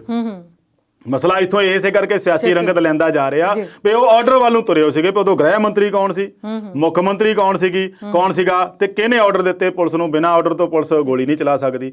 ਉਸ ਗੱਲ ਨੂੰ ਲੈ ਕੇ ਸਿਆਸੀ ਰੰਜਿਸ਼ ਨੂੰ ਤੁਰ ਪਿਆ ਵੀ ਹਾਂ ਵੀ ਇਹ ਸਿਆਸੀ ਬਦਲਾਖੋਰੀ ਦੀ ਭਾਵਨਾ ਵੱਲ ਨੂੰ ਚਲੇ ਗਿਆ। ਉਹਦੇ ਤੇ ਕਰਕੇ ਕੁੰਵਰ ਵਿਜੇ ਪ੍ਰਤਾਪ ਦੇ ਸਵਾਲ ਉੱਠਣ ਲੱਗ ਪਏ ਵੀ ਹਾਂ ਵੀ ਇਹ ਜਦੋਂ ਰਣਜੀਤ ਸਿੰਘ ਕਮਿਸ਼ਨ ਨੇ ਰਿਪੋਰਟ ਦੇਤੀ ਤਾਂ ਉਹਦੇ ਵਿੱਚ ਵੀ ਨਾਂ ਆਏ ਸੀਗੇ, ਨਾਮਜ਼ਦ ਵੀ ਕਰ ਦਿੱਤੇ ਸੀਗੇ। ਹੁਣ ਉਸ ਤੋਂ ਬਾਅਦ ਪਹਿਲਾਂ ਪੁਲਿਸ ਵਾਲਿਆਂ ਨੂੰ ਕਰਤਾ। ਦੇਖੋ ਹੁਣ ਰੋਜ਼ਾਨਾ ਸੁਣਵਾਈ ਦੇ ਵਿੱਚ ਉਹ ਚੱਕਰ ਕੱਢ ਰਿਹਾ ਨਾ ਸੁਮੇਧ ਸੈਣੀ, ਨਹੀਂ ਤਾਂ ਕਿਸੇ ਦੀ ਹਿੰਮਤ ਨਹੀਂ ਸੀ ਪਈ ਤੇ ਉਸ ਬੰਦੇ ਨੂੰ ਅਦਾਲਤ ਤੱਕ ਲੈ ਕੇ ਆਉਣ ਲਈ। ਪਹਿਲਾਂ ਤਾਂ ਉਹਨੇ ਬਹੁਤ ਚਾਰਾਜੋਈ ਕੀਤੀ ਆ, ਕਿਤੇ ਅਗਾਊਂ ਜ਼ਮਾਨਤ ਲੈਣ ਲਈ ਸੁਪਰੀਮ ਕੋਰਟ ਤੱਕ ਗਿਆ। ਫਿਰ ਉਹ ਇਹਨਾਂ ਦੀ ਗ੍ਰਿਫਤਾਰੀ ਤੋਂ ਬਚਣ ਲਈ ਕਈ ਕੁਛ ਉਹ ਕਰਦਾ ਰਿਹਾ, ਛਾਪੇ ਵੀ ਮਾਰਦੇ ਰਹੇ, ਪਰ ਆਪਣੇ ਆਪ ਫਿਰ ਉਹ ਮੋਹਾਲੀ ਥਾਣੇ ਪੇਸ਼ ਹੋ ਗਿਆ, ਕੋਟਕਪੂਰੇ ਵੀ ਜਾ ਰਿਹਾ, ਬਹਿਬਲ ਕਲਾਂ ਵੀ ਜਾ ਰਿਹਾ। ਇਹ ਇਸ SIT ਦਾ ਨਤੀਜਾ ਹੀ ਹੈ। ਹੁਣ ਉਸ ਤੋਂ ਬਾਅਦ ਸਵਾਲ ਇਹੀ ਉੱਠਦਾ ਆ ਵੀ ਜਦੋਂ ਉਹ SIT ਦੇ ਹੱਥ, SIT ਦਾ ਜਿਹੜਾ ਪੰਜਾ ਆ ਉਹ ਸਿਆਸੀ ਆਗੂਆਂ ਵੱਲੋਂ ਜਾ ਰਿਹਾ ਸੀ, ਤਾਂ ਕਰਕੇ ਇਹ ਹੋਇਆ। ਖੈਰ ਇਹ ਜੁਰਿਸਡਿਕਸ਼ਨ ਦਾ ਮਾਮਲਾ ਆ, ਹਾਈ ਕੋਰਟ ਦੇ ਵਿੱਚ ਚਲਾ ਗਿਆ ਆ।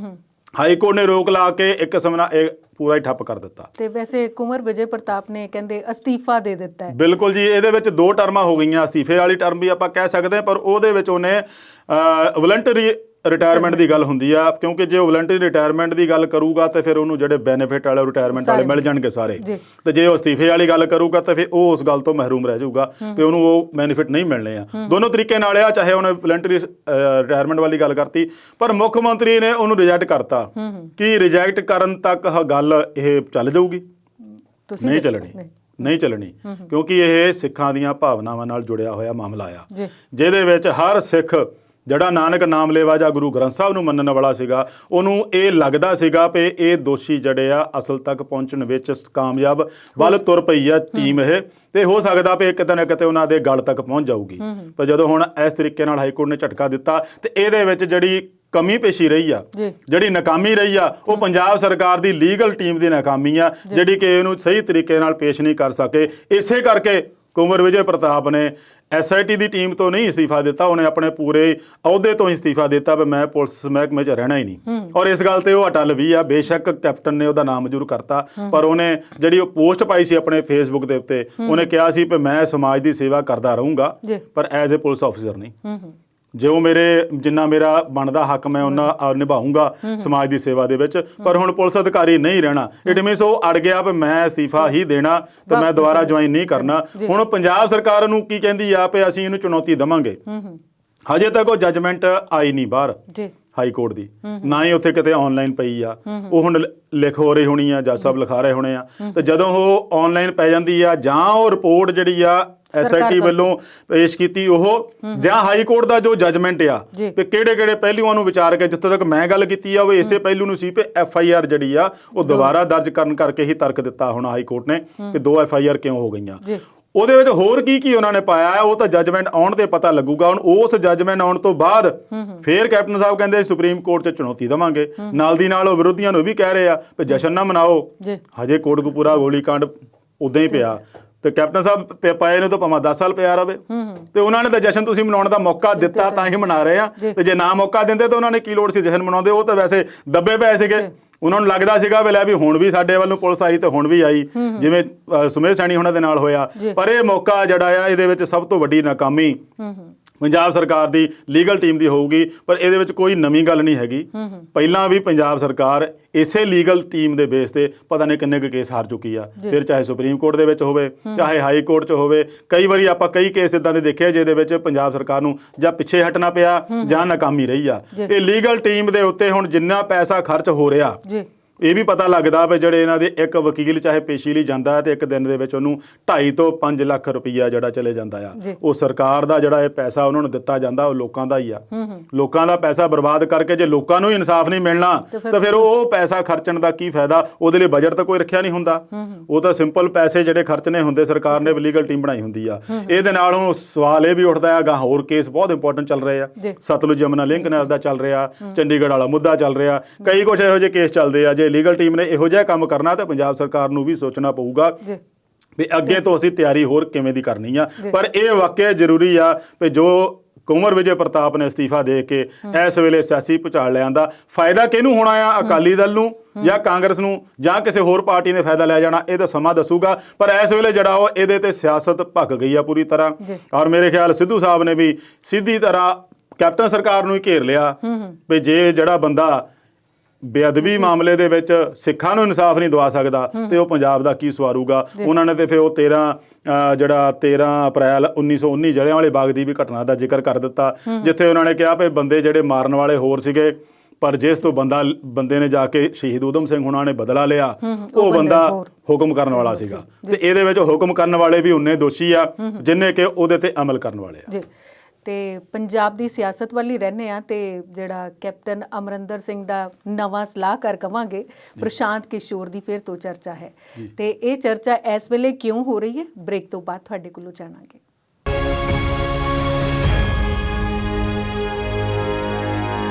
ਬ੍ਰੇਕ ਤੋਂ ਬਾਅਦ ਵਿਚਾਰ ਚਰਚਾ ਪ੍ਰੋਗਰਾਮ ਦੇ ਆਖਰੀ ਹਿੱਸੇ 'ਚ ਸਵਾਗਤ ਕਰਦੇ ਹਾਂ। ਤੇ ਅਵਤਾਰ ਜੀ, ਪ੍ਰਸ਼ਾਂਤ ਕਿਸ਼ੋਰ ਵਾਲੇ ਮਾਮਲੇ ਤੇ ਗੱਲ ਕਰ ਰਹੇ ਸੀ, ਮੁੱਖ ਮੰਤਰੀ ਕੈਪਟਨ ਅਮਰਿੰਦਰ ਸਿੰਘ ਭਲਾ ਕੀ ਕਹਿੰਦੇ ਨੇ ਇਸ ਬਾਰੇ? ਦੇਖੋ, ਹੁਣ ਮੁੱਖ ਮੰਤਰੀ ਹੋਣੀ ਜਾਂ ਪੰਜਾਬ ਸਰਕਾਰ ਪਹਿਲਾਂ ਹੀ ਇੱਕ ਮਸਲੇ 'ਚ ਫਸੀ ਹੋਈ ਆ। ਉਹਨੂੰ ਤਰ੍ਹਾਂ ਦੇ ਉਲਾਮੇ ਜਾਂ ਮਿਹਣੇ ਜਾਂ ਉਹਨਾਂ ਦੇ ਕਈ ਤਰ੍ਹਾਂ ਦੇ ਦੋਸ਼ ਲੱਗ ਰਹੇ ਆ ਵੀ ਦੇਖੋ ਜੀ ਇਹ ਰਲੇ ਹੋਏ ਆ ਵਿਰੋਧੀ ਪਾਰਟੀਆਂ ਦੇ ਨਾਲ, ਜਿਹੜਾ ਕਿ ਇਸ ਤਰੀਕੇ ਨਾਲ ਕੰਮ ਕਰਕੇ ਸਹੀ ਅੰਜਾਮ ਤੱਕ ਨਹੀਂ ਪਹੁੰਚਾ ਰਹੇ। ਦੂਸਰਾ ਉਹਨਾਂ ਵਾਲੇ ਜਿਹੜਾ ਸਬਬ ਹੁਣ ਬਣ ਗਿਆ ਉਹ ਪ੍ਰਸ਼ਾਂਤ ਕਿਸ਼ੋਰ ਨੂੰ ਲੈ ਕੇ ਆ।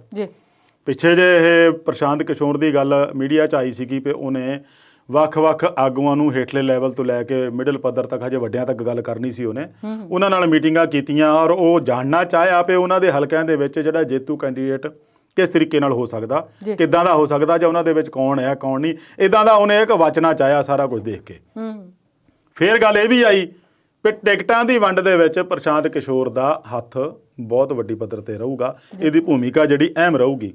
ਇਸ ਗੱਲ ਨੂੰ ਲੈ ਕੇ ਜਿਹੜਾ ਕਾਂਗਰਸ ਦੇ ਵਿੱਚ ਖਿੱਚੋਤਾਣ ਪੈਦਾ ਹੋ ਗਈ ਜੀ ਵੀ ਉਹਨਾਂ ਨੂੰ ਇਹ ਲੱਗਾ ਵੀ ਟਿਕਟਾਂ ਦੀ ਵੰਡ ਦਾ ਕੰਮ ਤਾਂ ਹਾਈ ਕਮਾਂਡ ਦਾ ਹੁੰਦਾ, ਚੋਣ ਕਮੇਟੀ ਦਾ ਹੁੰਦਾ, ਸਕਰੀਨਿੰਗ ਕਮੇਟੀ ਹੁੰਦੀ ਹੈ ਕਾਂਗਰਸ ਦੀ, ਉਹ ਕਰਦੀ ਆ, ਤੇ ਪ੍ਰਸ਼ਾਂਤ ਕਿਸ਼ੋਰ ਕਿੱਥੋਂ ਖਾਮਖਾ ਵਿੱਚ ਇਹਨੂੰ ਤਾਂ ਇੱਕ ਰਣਨੀਤੀ ਬਣਾਉਣ ਲਈ ਲਿਆਂਦਾ ਵੀ ਹਾਂ ਵੀ ਜਿਹੜੀ ਚੋਣਾਂ ਆ ਰਹੀਆਂ ਉਹਦੇ ਵਿੱਚ ਰਣਨੀਤੀ ਕਿਵੇਂ ਦੀ ਅਪਣਾਈ ਜਾਵੇ, ਕਿਹੜਾ ਝੂਠ ਬੋਲਿਆ ਜਾਵੇ ਤਾਂ ਕਿ ਉਹ ਕੰਮ ਆ ਜਾਵੇ, ਕਿਹੜੇ ਝੂਠੇ ਵਾਅਦੇ ਕੀਤੇ ਜਾਣ ਤਾਂ ਕਿ ਉਹਦੇ ਤੇ ਵੀ ਵੋਟਾਂ ਪੈ ਜਾਣ।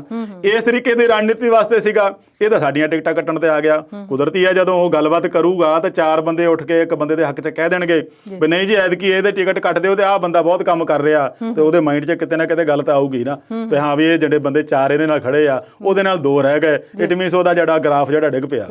ਤੇ ਉਹਨਾਂ ਨੂੰ ਜਿਹੜੇ ਹੁਣ ਮੌਜੂਦਾ ਐਮਐਲਏ ਆ ਜਾਂ ਮੌਜੂਦਾ ਜਿਹੜੇ ਦਾਅਵੇਦਾਰ ਬਣ ਰਹੇ ਸੀਗੇ ਉਹਨਾਂ ਦੇ ਮਨ 'ਚ ਸ਼ੰਕਾ ਹੋ ਗਈ ਵੀ ਇਹ ਤਾਂ ਜੇ ਰਿਪੋਰਟ ਭੇਜ ਦਿੱਤੀ ਸਾਡੇ ਟਿਕਟਾਂ ਕੱਟ ਜਾਣੀਆਂ। ਉਸ ਗੱਲ ਨੂੰ ਲੈ ਕੇ ਉਹਦਾ ਵਿਰੋਧ ਹੋਣ ਲੱਗ ਪਿਆ ਤੇ ਕੈਪਟਨ ਨੂੰ ਫਿਰ ਇਹ ਕਹਿਣਾ ਪਿਆ ਵੀ ਪ੍ਰਸ਼ਾਂਤ ਕਿਸ਼ੋਰ ਸਿਰਫ ਮੇਰਾ ਪ੍ਰਿੰਸੀਪਲ ਸਲਾਹਕਾਰ ਆ, ਇਸ ਤੋਂ ਬਾਅਦ ਹੋਰ ਕੁਛ ਨਹੀਂ, ਟਿਕਟਾਂ ਦੇ ਵਿੱਚ ਉਹਦਾ ਕੋਈ ਰੋਲ ਨਹੀਂ ਹੋਊਗਾ। ਬੜੀ ਲੰਬੀ ਚੌੜੀ ਸਟੇਟਮੈਂਟ ਦਿੱਤੀ ਉਹਨਾਂ ਨੇ ਵੀ ਟਿਕਟਾਂ ਦੇ ਵਿੱਚ ਉਹਦਾ ਕੋਈ ਰੋਲ ਨਹੀਂ ਹੋਊਗਾ, ਟਿਕਟਾਂ ਦੀ ਵੰਡ ਜਿਵੇਂ 2017 'ਚ ਹੋਈ ਸੀ ਉਦਾਂ ਹੀ ਹੋਣੀ ਆ।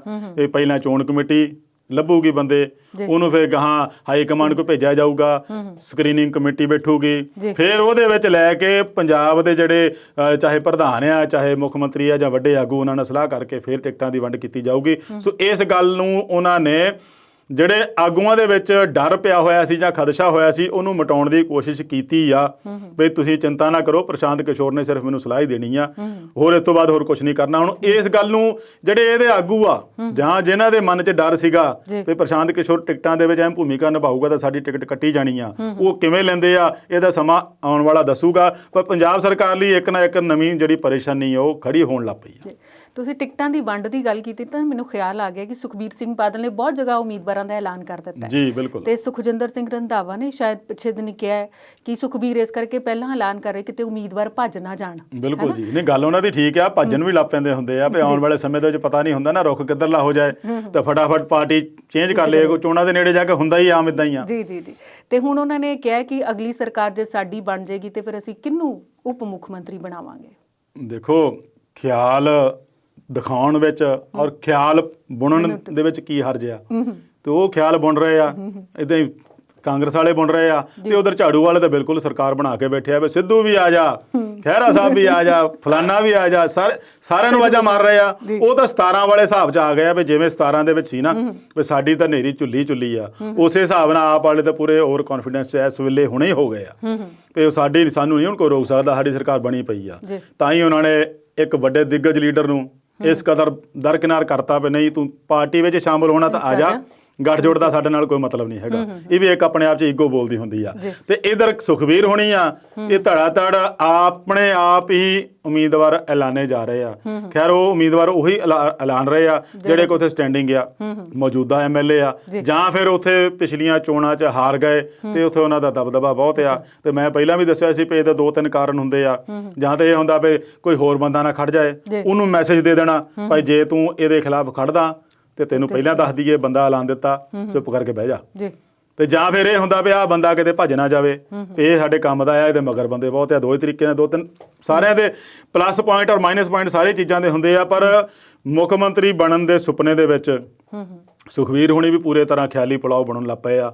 ਤਾਂ ਹੀ ਉਹਨਾਂ ਨੇ ਫਟਾਫਟ ਐਲਾਨ ਦਿੱਤਾ ਵੀ ਜੇ ਹੁਣ ਸਾਡੀ ਸਰਕਾਰ ਬਣੀ 2022 'ਚ ਤਾਂ ਅਸੀਂ ਜਿਹੜਾ ਡਿਪਟੀ ਸੀਐਮ ਦਲਿਤ ਚਿਹਰਾ ਹੋਊਗਾ ਸਾਡਾ।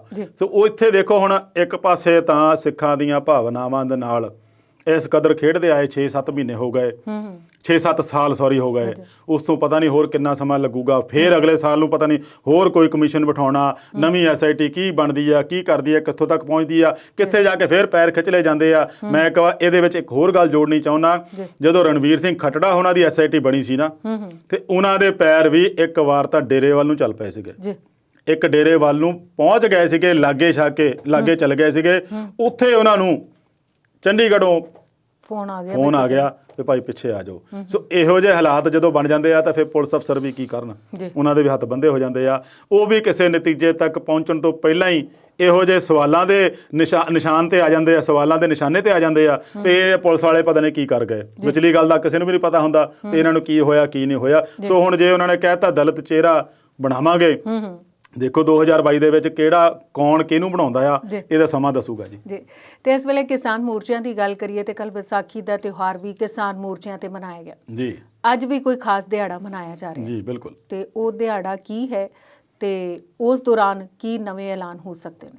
ਦੇਖੋ ਦਿਹਾੜੇ ਵੀ ਮਨਾਏ ਜਾ ਰਹੇ ਆ ਮੋਰਚਿਆਂ ਦੇ ਉੱਤੇ, ਤਿਉਹਾਰ ਵੀ ਮਨਾਏ ਜਾ ਰਹੇ ਆ, ਗੁਰਪੁਰਬ ਵੀ ਮਨਾਏ ਜਾ ਰਹੇ ਆ, ਹੋਲੀ ਵੀ ਲੰਘ ਗਈ, ਵਿਸਾਖੀ ਵੀ ਉੱਥੇ ਲੰਘ ਗਈ, ਲੋਹੜੀ ਵੀ ਲੰਘ ਗਈ, ਤੇ ਹੋਰ ਸਰਕਾਰ ਉੱਥੇ ਕਿੰਨੇ ਕੁ ਤਿਉਹਾਰ ਮਨਾਊਗੀ ਕਿਸਾਨਾਂ ਦੇ?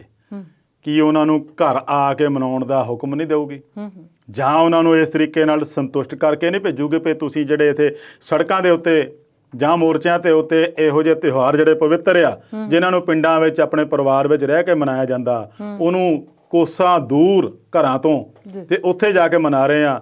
ਸਰਕਾਰ ਦੇ ਉੱਤੇ ਇਹਦਾ ਕੋਈ ਅਸਰ ਹੁੰਦਾ ਦਿਸਦਾ ਨਹੀਂ। ਇਹ ਠੀਕ ਆ, ਕਿਸਾਨ ਆਪਣੇ ਪੱਖੋਂ ਆਪਣੇ ਤੌਰ ਤੇ ਜੋ ਵੀ ਉਹ ਕਰ ਰਹੇ ਆ ਵੀ ਸਰਕਾਰ ਦੇ ਕਿਸੇ ਤਰੀਕੇ ਨਾਲ ਵੱਧ ਤੋਂ ਵੱਧ ਦਬਾਅ ਬਣਾਇਆ ਜਾ ਸਕੇ ਤੇ ਅਸੀਂ ਆਪਣਾ ਸੱਭਿਆਚਾਰ ਵੀ ਨਾ ਛੱਡੀਏ, ਆਪਣੀ ਵਿਰਾਸਤ ਵੀ ਨਾ ਛੱਡੀਏ, ਆਪਣੇ ਦਿਨ ਤਿਉਹਾਰ ਵੀ ਨਾ ਛੱਡੀਏ। ਉਹ ਸਾਰੇ ਦਿਨ ਤਿਉਹਾਰ ਉੱਥੇ ਮਨਾਏ ਜਾ ਰਹੇ ਆ ਇਸ ਵੇਲੇ। ਜਿੰਨੇ ਗੁਰਪੁਰਬ ਲੰਘ ਕੇ ਗਏ ਉਹਨਾਂ ਦੇ ਵੀ ਆਪਾਂ ਦੇਖਿਆ ਬਹੁਤ ਵੱਡੀ ਪੱਧਰ ਤੇ ਮਨਾਇਆ। ਵਿਸਾਖੀ ਵੀ ਜਿਹੜੀ ਆ ਉੱਥੇ ਸੜਕਾਂ ਦੇ ਉੱਤੇ ਹੀ ਮਨਾਈ ਗਈ ਆ, ਜਿਹੜੀ ਕਿ ਕਿਸਾਨਾਂ ਨੇ ਖੇਤਾਂ ਦੇ ਵਿੱਚ ਆਪਣੀ ਸੋਨੇ ਰੰਗੀ ਫਸਲ ਦੇ ਵਿੱਚ ਮਨਾਉਣੀ ਸੀਗੀ। ਕਣਕ ਨੂੰ ਪੱਕਦੀ ਨੂੰ ਦੇਖ ਕੇ ਕਿਸਾਨ ਖੁਸ਼ ਹੁੰਦਾ ਆ, ਉਸ ਨੂੰ ਵਿਸਾਖੀ ਕਹਿੰਦੇ ਆ। ਖਾਲਸਾ ਦਾ ਸਾਜਨਾ ਦਿਵਸ ਆ, ਖਾਲਸਾ ਦੀ ਸਥਾਪਨਾ ਕੀਤੀ ਸੀ ਗੁਰੂ ਗੋਬਿੰਦ ਸਿੰਘ ਜੀ ਨੇ। ਉਹ ਵੀ ਇੱਕ ਪਿੰਡ ਪੱਧਰ ਦੇ ਉੱਤੇ, ਬਲਾਕ ਤੇ, ਸ਼ਹਿਰ ਤੇ, ਤਹਿਸੀਲ ਤੇ, ਵੱਡੇ ਪੱਧਰ ਤੇ ਮਨਾਇਆ ਜਾਂਦਾ ਆ। ਪਰ ਕਿਸਾਨਾਂ ਦਾ ਜਿਹੜਾ ਕਿਸਾਨਾਂ ਨੂੰ ਮਜਬੂਰ ਕੀਤਾ ਜਾ ਰਿਹਾ ਵੀ ਉਹ ਆਪਦੇ ਘਰਾਂ ਤੋਂ ਦੂਰ ਹੋ ਕੇ ਇਹੋ ਜਿਹੇ ਤਿਉਹਾਰ ਉੱਥੇ ਮਨਾਉਣ। ਹੁਣ 14 ਤਰੀਕ ਅੱਜ ਸੀ, ਉੱਥੇ ਸੰਵਿਧਾਨ ਬਚਾਓ ਦਿਵਸ, ਬਾਬਾ ਅੰਬੇਡਕਰ ਦਾ ਦਿਵਸ ਹੁੰਦਾ ਆ, ਤੇ ਉਹਨਾਂ ਨੇ ਇਹਨੂੰ ਦਿੱਤਾ ਵੀ ਸੰਵਿਧਾਨ ਬਚਾਓ ਦਿਵਸ। ਕਹਿਣ ਤੋਂ ਭਾਵ ਆ ਵੀ ਜੋ ਬਾਬਾ ਅੰਬੇਡਕਰ ਨੇ ਇੱਕ ਬਹੁਤ ਵੱਡਾ ਸੰਵਿਧਾਨ ਬਣਾਇਆ ਸੀਗਾ, ਉਹ ਇਹੋ ਜਿਹੇ ਗਲਤ ਬੰਦਿਆਂ ਦੇ ਹੱਥ ਆ ਗਿਆ ਵੀ ਉਹਨਾਂ ਤੋਂ ਆਪਾਂ ਬਚਾਉਣਾ ਆ। ਵੀ ਹੁਣ ਬਚਾਉਣ ਦੇ ਵਿੱਚ ਉਹਨਾਂ ਨੂੰ ਵੀ ਇਹ ਨਹੀਂ ਲੱਗਦਾ ਵੀ ਇਹ ਸੰਵਿਧਾਨ ਦੇ ਉੱਤੇ ਕਈ ਤਰੀਕੇ ਨਾਲ ਉਹ ਸੋਧ ਕਰੀ ਜਾਂਦੇ ਆ ਆਪਣੀ ਮਰਜ਼ੀ ਨਾਲ, ਕਈ ਕਾਨੂੰਨ ਆਪਣੇ ਮਰਜ਼ੀ ਨਾਲ ਥੋਪੀ ਜਾਂਦੇ ਆ। ਪਰ ਬਾਬਾ ਅੰਬੇਡਕਰ ਹੁਣਾਂ ਨੇ ਨਹੀਂ ਕਦੇ ਸੋਚਿਆ ਹੋਣਾ ਵੀ ਮੇਰੇ ਸੰਵਿਧਾਨ ਨਾਲ ਇਹੋ ਜਿਹੀ ਹਾਲਤ ਵੀ ਆਉਣ ਵਾਲੇ ਸਮੇਂ ਦੇ ਵਿੱਚ ਕੋਈ ਸਿਆਸੀ ਆਗੂ ਕਰੂਗਾ। ਖੈਰ ਇਸ ਨੂੰ ਲੈ ਕੇ ਉਹਨਾਂ ਨੇ ਇਹ ਕੀਤਾ ਵੀ ਆਪਾਂ ਸੰਵਿਧਾਨ ਇਹਨਾਂ ਤੋਂ ਬਚਾਉਣਾ ਆ। ਬਾਬਾ ਅੰਬੇਡਕਰ ਦਾ ਵੱਡੀ ਪੱਧਰ ਤੇ ਮਨਾਇਆ ਜਾ ਰਿਹਾ। ਆਉਣ ਵਾਲਾ ਸਮਾਂ ਜਿਹੜਾ ਆ ਉਹ ਕਿਸਾਨਾਂ ਲਈ ਹੋਰ ਵੀ ਨਵੀਂ ਰਣਨੀਤੀ ਵਾਲਾ ਹੋਊਗਾ, ਕਿਉਂਕਿ ਉਹਨਾਂ ਨੇ ਐਲਾਨ ਕੀਤਾ ਹੋਇਆ ਸੰਸਦ ਵੱਲ ਨੂੰ ਮਾਰਚ ਕਰਨਾ। ਉਹਦੀ ਬੇਸ਼ੱਕ ਤਰੀਕ ਨਹੀਂ ਅਜੇ ਐਲਾਨੀ ਆ, ਉਹ ਤਰੀਕ ਜਿਹੜੀ ਆ 2 ਮਈ ਦੇ ਉੱਤੇ ਨਿਰਭਰ ਕਰਦੀ ਆ, ਜਿੱਥੋਂ ਤੱਕ ਮੈਨੂੰ ਲੱਗਦਾ ਵੀ ਜਦੋਂ 2 ਮਈ ਨੂੰ 5 ਸੂਬਿਆਂ ਦੇ ਨਤੀਜੇ ਆਉਣਗੇ, ਉਹਨੂੰ ਮੁੱਖ ਰੱਖ ਕੇ ਹੀ ਕਿਸਾਨਾਂ ਨੇ ਉਹ ਸੰਸਦ ਮਾਰਚ ਦੀ ਤਰੀਕ ਦਾ ਐਲਾਨ ਕਰਨਾ ਆ। ਖੈਰ ਜਿੱਥੇ ਗਿਣਤੀ ਪਹਿਲੇ ਕੁਝ ਦਿਨਾਂ 'ਚ ਘਟ ਗਈ ਸੀਗੀ ਕਿਸਾਨ ਮੋਰਚਿਆਂ 'ਚ, ਹੁਣ ਉਹ ਦੁਬਾਰਾ ਵਧਣ ਲੱਗ ਪਈ ਆ। ਆਪਾਂ ਆਮ ਦੇਖਦੇ ਹਾਂ ਵੀ ਸੜਕਾਂ ਦੇ ਉੱਤੇ ਟਰਾਲੀਆਂ ਫੇਰ ਭਰ ਕੇ ਜਾਣ ਲੱਗ ਪਈਆਂ। ਤੇ ਕਣਕਾਂ ਦਾ ਜਿਹੜਾ ਦੌਰ ਚੱਲ ਰਿਹਾ, ਕਣਕ ਦਾ ਸੀਜ਼ਨ ਚੱਲ ਰਿਹਾ, ਉਹ ਵੀ ਉਹਨਾਂ ਨੇ ਸਾਂਭਣੀ ਆ। ਖਰੀਦ ਕਿੰਨੀ ਕੁ ਹੁੰਦੀ ਆ ਕਿੰਨੀ ਨਹੀਂ ਹੁੰਦੀ ਆ ਉਹ ਵੱਖਰੀ ਗੱਲ ਆ, ਪਰ ਉਹਨਾਂ ਨੇ ਆਪਣੀ ਫਸਲ ਜਿਹੜੀ ਪੁੱਤਾਂ ਵਾਂਗੂ ਪਾਲੀ ਆ, ਉਹ ਤਾਂ ਉਹਨਾਂ ਨੇ ਸਾਂਭਣੀ ਹੁੰਦੀ ਆ, ਉਹਨੂੰ ਵੀ ਸੰਭਾਲ ਰਹੇ ਆ। ਬੀਬੀਆਂ ਵੀ ਕਹਿ ਰਹੀਆਂ ਵੀ ਅਸੀਂ ਮੋਰਚਿਆਂ ਤੇ ਜਾਂਦੇ, ਤੁਸੀਂ ਜਦ ਤੱਕ ਕਣਕ ਸੰਭਾਲ ਕੇ ਸਾਡੇ ਕੋਲ ਆ ਜਾਓ ਇੱਥੇ, ਅਸੀਂ ਫਿਰ ਘਰ ਚੱਲ ਜਾਵਾਂਗੇ। ਸੋ ਇਹ ਜਿਹੜਾ ਦੌਰ ਆ ਇਹ ਚੱਲੀ ਜਾਣਾ। 6-7 ਮਹੀਨੇ ਹੋ ਗਏ ਆ। ਸਰਕਾਰ ਤੇ ਕੀ ਅਸਰ ਪੈਂਦਾ ਇਹਦਾ ਕੋਈ ਸਮਝ ਨਹੀਂ ਲੱਗ ਰਹੀ ਹੈ। ਵੈਸੇ ਕਿਸਾਨ ਜਿਹੜੇ ਫਸਲ ਸੰਭਾਲਣ ਲਈ ਵਾਪਸ ਆਏ ਨੇ ਨਾ, ਮੰਡੀਆਂ 'ਚ ਰੁਲ ਰਹੇ ਨੇ। ਸਰਕਾਰ ਤਾਂ ਕਹਿੰਦੀ ਹੈ ਸਾਰੇ ਇੰਤਜ਼ਾਮ ਪੂਰੇ ਹੈ, ਤੇ ਹਜੇ ਮੈਨੂੰ ਲੱਗਦਾ ਨਹੀਂ ਕਿ 1-2 ਨੂੰ ਛੱਡ ਕੇ ਕਿਤੇ ਖਰੀਦ ਸ਼ੁਰੂ ਹੋਈ ਹੋਵੇ। ਬਿਲਕੁਲ ਜੀ, ਖਰੀਦ ਤਕਰੀਬਨ ਮੁਕੰਮਲ ਪੱਧਰ ਤੇ ਤਾਂ ਨਹੀਂ ਸ਼ੁਰੂ ਹੋਈ ਅਜੇ, ਪਰ ਫਿਰ ਵੀ ਕੁਝ ਹੱਦ ਤੱਕ ਖਰੀਦੀ ਜਾ ਰਹੀ ਆ। ਪਰ ਉਹਦੇ ਵਿੱਚ ਬਾਰਦਾਨੇ ਦੀ ਘਾਟ ਬਹੁਤ ਵੱਡੀ ਪੱਧਰ ਤੇ ਰੜਕ ਰਹੀ ਆ। ਜਿਹੜੀ ਮੰਡੀਆਂ ਦਾ ਟੁੱਟਣ ਦਾ ਖਦਸ਼ਾ ਪੈਦਾ ਹੋ ਗਿਆ ਸੀ, ਉਹਦੇ ਕਰਕੇ ਸਰਕਾਰ ਨੇ ਉਹਨੂੰ ਨਵੀਨੀਕਰਨ ਵੀ ਨਹੀਂ ਕੁਝ ਕੀਤਾ। ਨਹੀਂ ਤਾਂ ਆਮ ਹੀ ਦੇਖਿਆ ਜਾਂਦਾ ਵੀ ਜਦੋਂ ਫਸਲ ਨਵੀਂ ਆਉਣ ਵਾਲੀ ਹੁੰਦੀ ਆ, ਉਦੋਂ ਸਰਕਾਰ ਮੰਡੀਆਂ ਦੇ ਵਿੱਚ ਰੱਖ ਰਖਾ ਦੇ ਮੇਨਟੇਨੈਂਸ ਦੀ ਜਾਂ ਨਵੀਨੀਕਰਨ ਨੂੰ ਲੈ ਕੇ ਉਹ ਤਿਆਰੀ ਕਰ ਲੈਂਦੀ ਆ। ਇਸ ਵਾਰ ਉਹਨਾਂ ਨੇ ਇਹ ਵੀ ਨਹੀਂ ਕੀਤਾ, ਪਤਾ ਨਹੀਂ ਇਹਨਾਂ ਨੇ ਕੀ ਕਰ ਦੇਣਾ, ਮੰਡੀ ਤੋੜ ਹੀ ਦੇਣੀ ਆ। ਉਸ ਗੱਲ ਨੂੰ ਵੀ ਵਿਸਲੇ ਰਹਿ ਗਏ। ਬਾਰਦਾਨਾ ਵੀ ਨਹੀਂ ਆਇਆ, ਜਿਹਦੇ ਕਰਕੇ ਕਣਕ ਦੀਆਂ ਢੇਰੀਆਂ ਉਦਾਂ ਪਈਆਂ, ਕਣਕ ਭਰੀ ਜਾਣੀ ਆ ਬੋਰੀਆਂ ਦੇ ਵਿੱਚ, ਉਹਦੀ ਵੀ ਘਾਟ ਆ। ਫਸਲ ਕੁੱਲ ਮਿਲਾ ਕੇ ਕਿਸਾਨ ਹੀ ਪਰੇਸ਼ਾਨ ਹੋ ਰਿਹਾ, ਕਿਸਾਨਾਂ ਦੇ ਉੱਤੇ ਹੀ ਸਾਰਾ ਕੁਝ ਡਿੱਗ ਰਿਹਾ। ਫਿਰ ਵੀ ਸਰਕਾਰ ਦਾ ਜਿਹੜਾ ਇੱਕ ਨਵਾਂ ਟਵੀਟ ਆਇਆ ਸੀ ਪਿਊਸ਼ ਗੋਇਲ ਹੁਣਾਂ ਤੋਂ, ਉਹਨਾਂ ਨੇ ਇੱਕ ਕਿਹਾ ਸੀਗਾ ਬਈ ਸਿੱਧੀ ਅਦਾਇਗੀ ਪੰਜਾਬ ਸਮੇਤ ਸਾਰੇ ਦੇਸ਼ 'ਚ ਸ਼ੁਰੂ ਹੋ ਗਈ ਆ। ਇਹ ਮੋਦੀ ਸਾਹਿਬ ਦਾ ਇੱਕ ਵੱਡਾ ਸੁਪਨਾ ਸੀ ਡਿਜੀਟਲਾਈਜੇਸ਼ਨ ਦਾ। ਬਈ ਹੁਣ ਅਸੀਂ ਜਿਹੜੇ ਠੇਕੇ ਤੇ ਖੇਤੀ ਕਰਦੇ ਆ ਉਹਨਾਂ ਨੂੰ ਵੀ ਸਿੱਧੀ ਅਦਾਇਗੀ ਕਰਨਗੇ, ਪਰ ਉਹਦਾ ਸਿਸਟਮ ਕੁਝ ਨਹੀਂ ਦੱਸਿਆ ਵੀ ਠੇਕੇ ਕਰਨ ਵਾਲੇ ਜਿਹੜੇ ਠੇਕੇ ਤੇ ਖੇਤੀ ਕਰਦੇ ਆ ਉਹਨਾਂ ਕਿਸਾਨਾਂ ਦੀ ਗਿਣਤੀ ਕਿਹ 'ਚ ਆਊਗੀ, ਉਹਨਾਂ ਨੂੰ ਅਦਾਇਗੀ ਕਿਵੇਂ ਕਰੂਗੀ। ਇਹ ਅਜੇ ਸਿਸਟਮ ਬਣਿਆ ਜਾਂ ਨਹੀਂ ਬਣਿਆ, ਇਹ ਜਾਂ ਬਣਾਉਣਾ ਆ ਜਾਂ ਕਦੋਂ ਬਣਾਉਣਾ ਆ, ਅਦਾਇਗੀ ਕਿਵੇਂ ਹੋਵੇਗੀ ਇਹ ਸਰਕਾਰ ਦੱਸੂਗੀ। ਪਰ ਉਹਨਾਂ ਨੇ ਐਲਾਨ ਜ਼ਰੂਰ ਕਰਤਾ ਵੀ ਠੇਕੇ ਵਾਲੇ ਕਿਸਾਨਾਂ ਨੂੰ ਵੀ ਸਿੱਧੀ ਅਦਾਇਗੀ ਹੋਵੇਗੀ। ਤੇ ਅਵਤਾਰ ਜੀ, ਮੁੱਦੇ ਤਾਂ ਹੋਰ ਵੀ ਨੇ ਵਿਚਾਰਨ ਵਾਲੇ, ਪਰ ਇਸ ਵੇਲੇ ਸਮਾਂ ਖਤਮ ਹੋ ਰਿਹਾ ਪ੍ਰੋਗਰਾਮ ਦਾ। ਤੁਸੀਂ ਸਟੂਡੀਓ 'ਚ ਆਏ, ਆਪਣੇ ਵਿਚਾਰ ਸਾਂਝੇ ਕੀਤੇ, ਤੁਹਾਡਾ ਬਹੁਤ ਬਹੁਤ ਧੰਨਵਾਦ। ਸ਼ੁਕਰੀਆ ਜੀ। ਸੋ ਦਰਸ਼ਕਾਂ ਦਾ ਵੀ ਧੰਨਵਾਦ ਕਰਦੇ ਹਾਂ ਅੱਜ ਦੇ ਇਸ ਪ੍ਰੋਗਰਾਮ ਨਾਲ ਜੁੜਨ ਲਈ।